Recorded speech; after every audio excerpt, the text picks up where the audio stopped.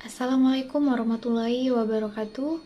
Perkenalkan, nama saya Isnamila Dwi Andari dari kelas 3B NIM 1994446, dosen pengampu apoteker Husnani MSc. Di video kali ini saya akan mempresentasikan tentang tes keamanan kosmetik, mata kuliah teori kosmetik. Pendahuluan. Pertama, keamanan kosmetik. Kosmetik adalah produk yang digunakan secara eksternal untuk menjaga kulit tetap bersih dan sehat. Kedua, konsep dasar uji keamanan kosmetik. Kosmetik bukan single compound, campurannya banyak. Kosmetik penggunaannya sehari-hari tidak seperti obat yang digunakan pada waktu tertentu atau ketika sakit. Ketiga, tes keamanan kosmetik perlu dilakukan karena kosmetik digunakan pada kulit yang sehat dan dalam jangka waktu yang lama.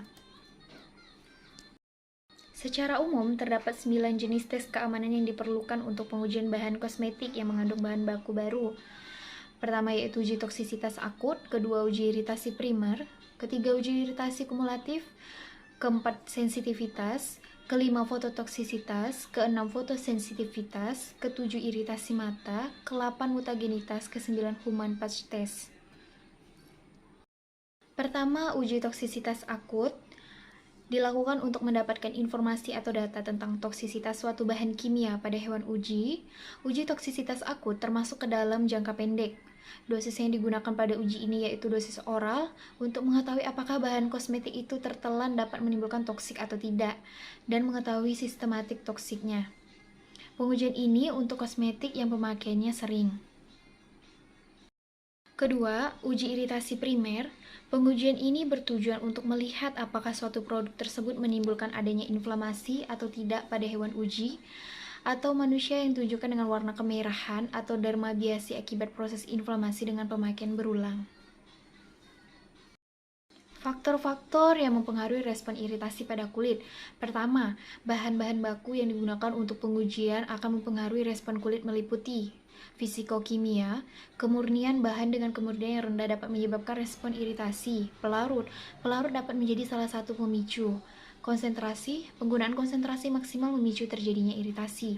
2. Faktor biologis meliputi faktor genetik, jenis kelamin, usia, dan kondisi kulit individual yang berbeda sehingga respon inflamasi yang ditimbulkan akan berbeda. 3. Faktor lingkungan. Saat pengujian, kondisi lingkungan mempengaruhi respon kulit yang dihasilkan. Misalnya, dilakukan pada suhu kamar akan berbeda hasilnya dengan ruangan ber-AC, serta cuaca yang berbeda pada setiap negara. 4. Cara penggunaan. Pengaplikasian material yang akan diuji harus pada lokasi yang sama dan individu yang sama pula. Metode yang dilakukan pada uji iritasi kulit yaitu yang pertama, Dress Test, 2. French Complete Adjuvant Test, ketiga, Guinea Pig Maximization Test, 4. Buhler Test, 5. Open Epicutaneous Test. 3. Uji iritasi kumulatif. Tes ini pada prinsipnya sama dengan primary skin irritation. Yang membedakannya yaitu waktu yang digunakan lebih lama dari tes sebelumnya, untuk melihat seberapa banyak bahan kimia yang terakumulasi hingga menyebabkan iritasi berupa inflamasi atau kemerahan pada kulit. 4. Sensitivitas. Tes ini untuk melihat reaksi imun setelah pemberian kosmetik, diaplikasikan untuk kosmetik dalam waktu yang panjang. 5. Phototoxicity. Tes ini dilakukan untuk melihat sistem imun di mana bila terjadi alergi, maka menandakan kulit sensitif, serta untuk melihat ketoksisitas suatu produk bila terkena cahaya matahari, maka dapat menyebabkan hiperpigmentasi. Iritasi non-imunologis yang berhubungan dengan cahaya dan terjadi setelah kulit dikenai cukup cahaya. Yang dibutuhkan adalah non-erythrogenic light 326 nanometer dan penetrasi bahan yang bersifat fototoksik. 6. Fotosensitivitas.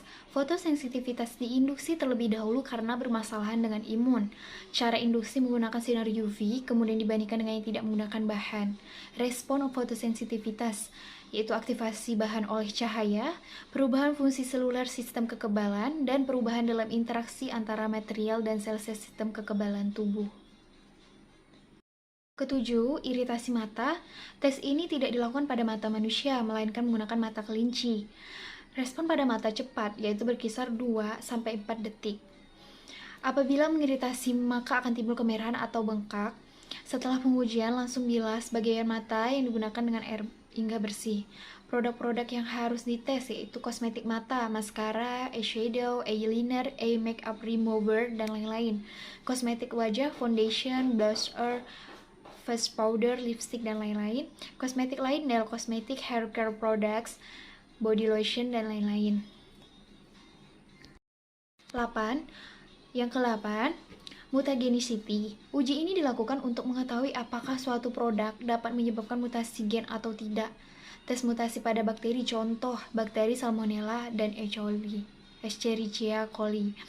Chromosomal aberration test with mammalian cell in culture, contoh menggunakan cell lines. Yang ke-9 yaitu human patch test. Dikarenakan kondisi kulit hewan tidak begitu menggambarkan kondisi kulit manusia, maka dilakukanlah human patch test. Tes ini dilakukan pada kulit lengan dan punggung belakang, serta menghindari bagian wajah.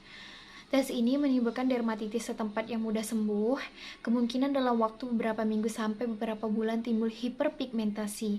Harus dikontrol relawan yang akan dites. Sekian video presentasi dari saya. Apabila ada kurang lebihnya, saya mohon maaf. Wassalamualaikum warahmatullahi wabarakatuh. Terima kasih.